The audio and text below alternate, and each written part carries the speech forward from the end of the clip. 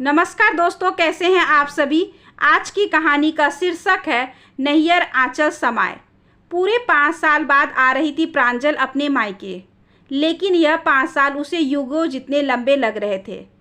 तभी अमेरिका से वह दिल्ली आई तो दोनों बच्चों को सास के पास ही छोड़ आई थी कि कुछ दिन तो चैन से मायके में बैठकर पुरानी यादों की जुगाली कर ले, फिर बच्चों को भी भोपाल बुला लेगी। हवाई जहाज से भी वह आंखें गड़ाए शहर को देखती रही।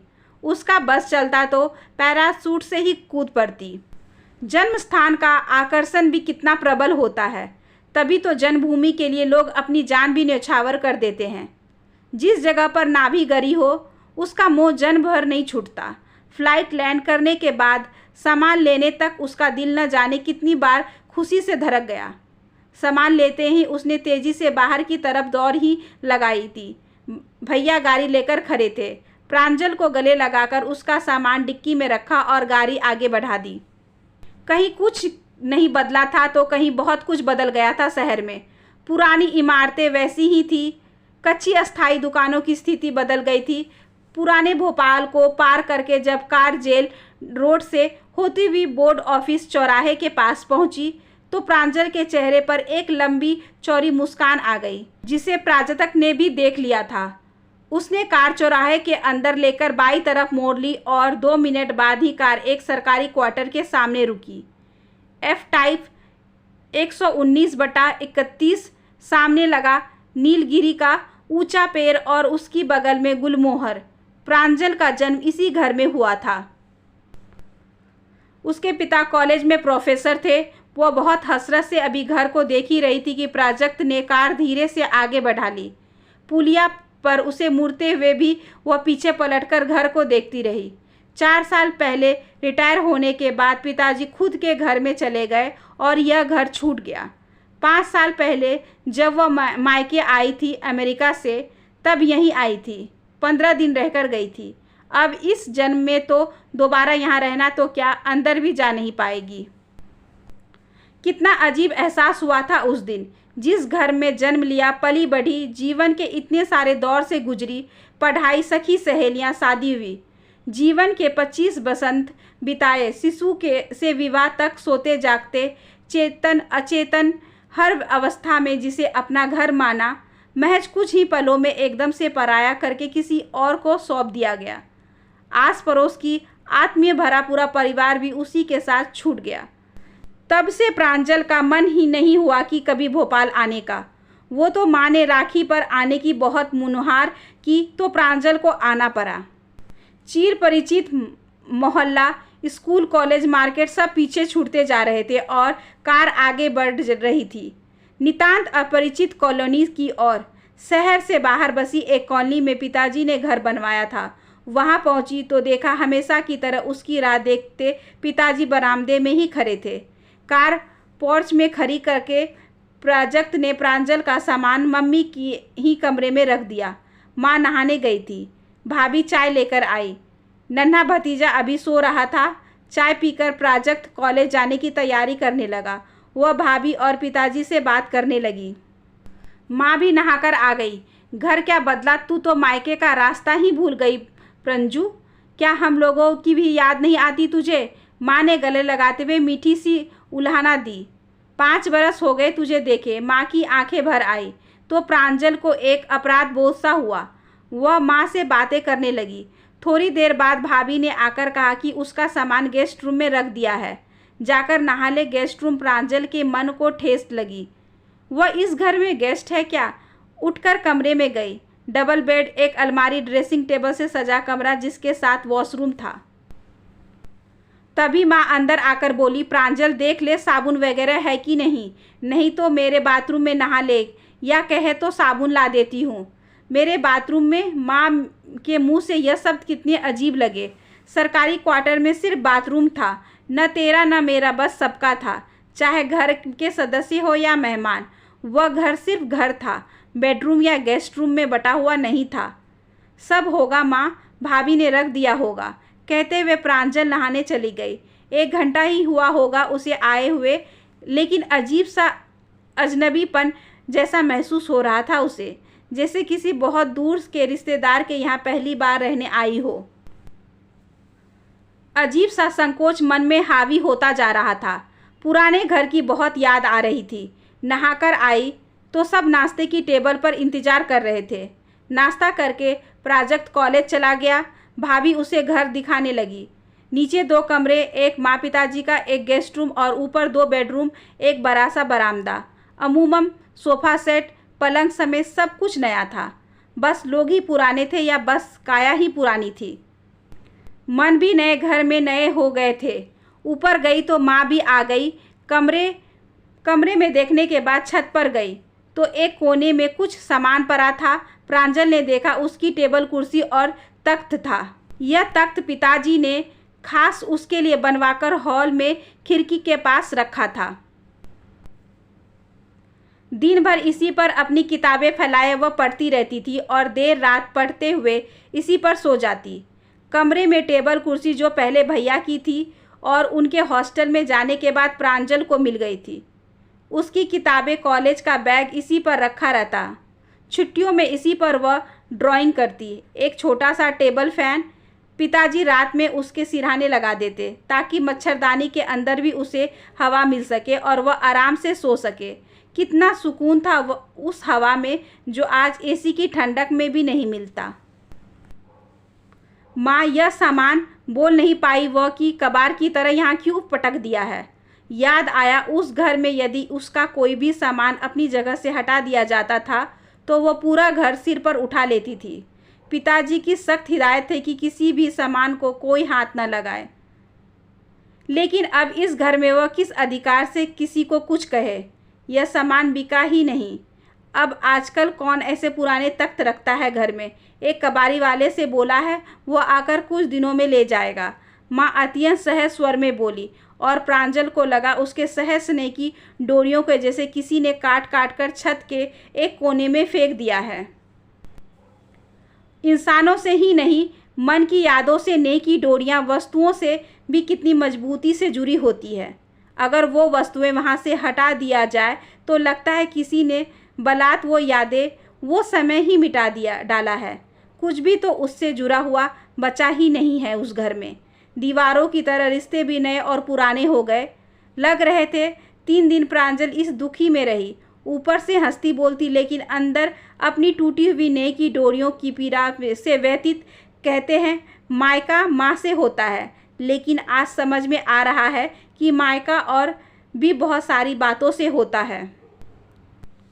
एक घर होता है, कुछ वस्तुएं होती है जो लंबे समय तक व्यक्ति से जुड़कर अपने प्रति व्यक्ति के मन में एक सहज स्वाभाविक मोह उत्पन्न कर देती है, जिन पर मन का एक आत्मीय अधिकार होता है और वही अधिकार भाव फिर व्यक्ति को उस जगह और लोगों को बांधे रखता है।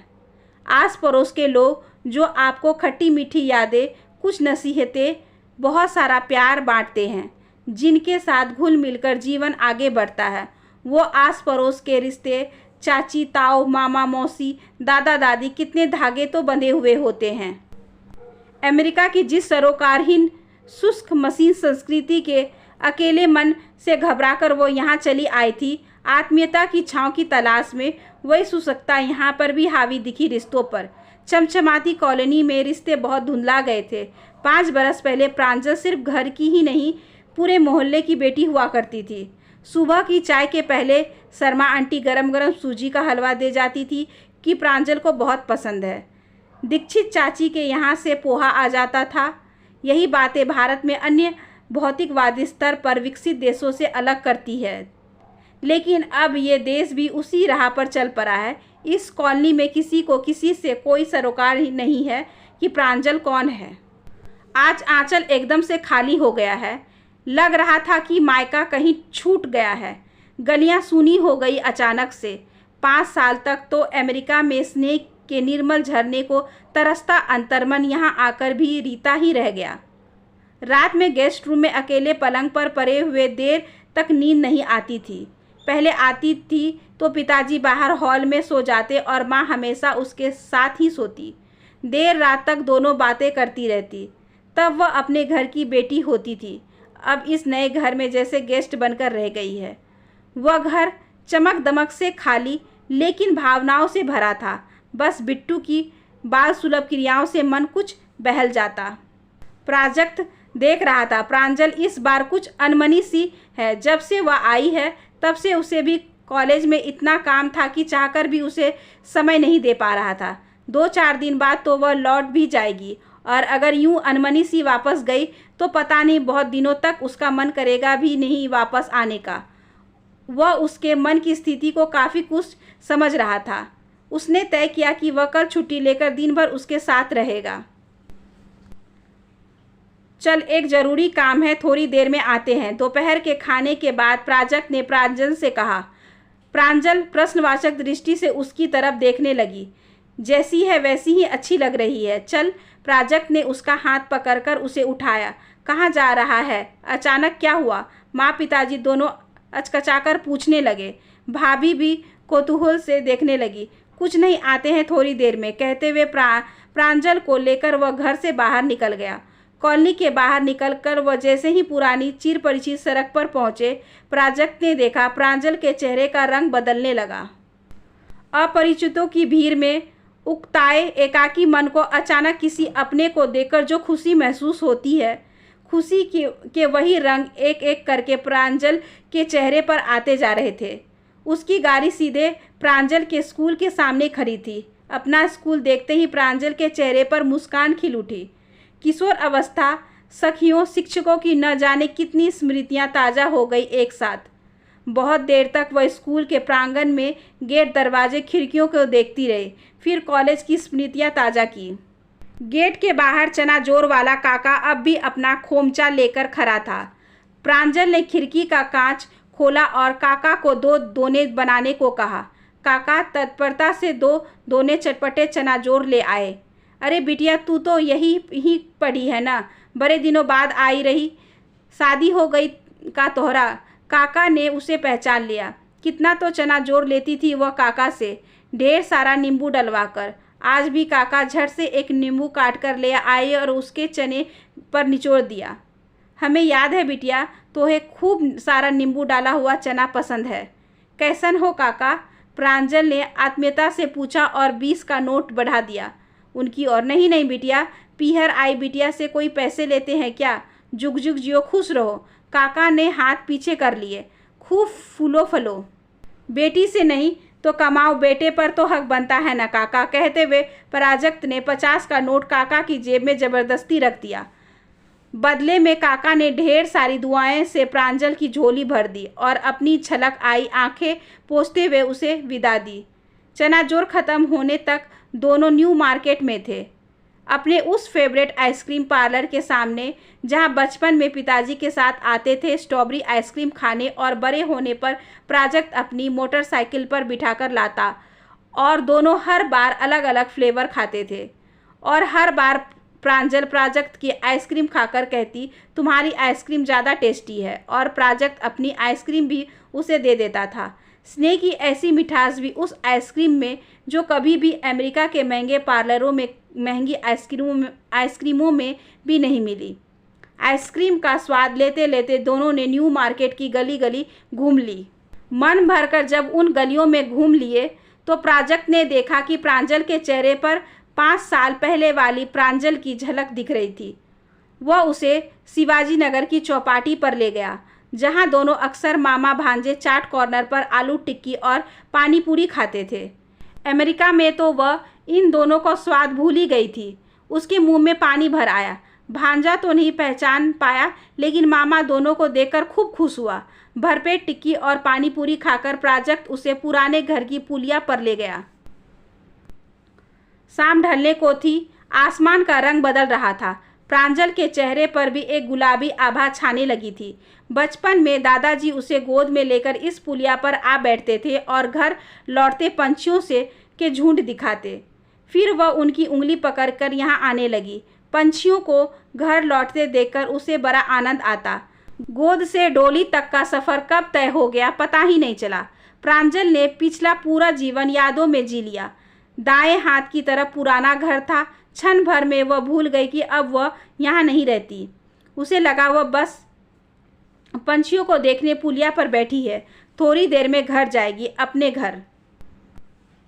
आसपास के घरों के कुछ परिचितों ने देखा तो पुलिया पर ही चौपाल जम गई। वही चाय आ गई, कुर्सियां आ गई, चाची ताई मौसी ताऊ सब आ गए, मिठाई और न जाने क्या क्या आ गया। अमेरिका की एकाकी संवेदनहीन संस्कृति की सुसुकता में इन पुलिया रिश्तों की आत्मीयता तरलता मन को भिगो गई। पॉश कॉलोनियाँ चाहे पश्चिमी संस्कृति में रंगी रुखी होती जा रही थी, लेकिन इन जमीन से जुड़े मोहल्लों में अभी भी रिश्तों में नमी बची हुई है। प्रांजल को लगा पंछी की तरह इस ढलती शाम को वह भी कुछ पलों के लिए ही सही अपनी नीड को लौट आई है। स्नेहाशीषों के आंचल भर गया, कुछ खुशी के मोती भी आंखों से छलक आए, न खत्म होने वाली आत्मीय बातों से जी जुड़ गया। दूसरे दिन के निमंत्रण मिल गए। बेटी मायके आई है, बिना खाना खिलाए कैसे जाने दे, लिहाजा स्वीकार करना ही पड़ा। भरे मन से सबसे विदा ले। जब वापस जा रही थी तो प्राजक्त ने कहा, मानता हूँ बदलती परिस्थितियों में काफ़ी कुछ बदल गया, लेकिन फिर भी तेरा बड़ा भाई तेरा पुराना एहसास, पुराना घर जितना संभव हो सके तुझे लौटाने की कोशिश हमेशा करेगा। मेरे रहते तेरा मायका बना रहेगा। प्रांजल ने मुस्कुराकर भाई को देखा। भैया ने आज उसे उसके आंचल में नैहर का सुख भर दिया था। आशा करती हूँ कि आज की ये छोटी सी कहानी आपको अच्छी लगी होगी। अगर अच्छी लगी हो तो please like share and subscribe करें हमारे चैनल को, ज़्यादा से ज़्यादा शेयर करें और बेल आइकन को ज़रूर प्रेस कर लें ताकि अगली वीडियोज़ की नोटिफिकेशन आपके पास सबसे पहले पहुँचे। धन्यवाद।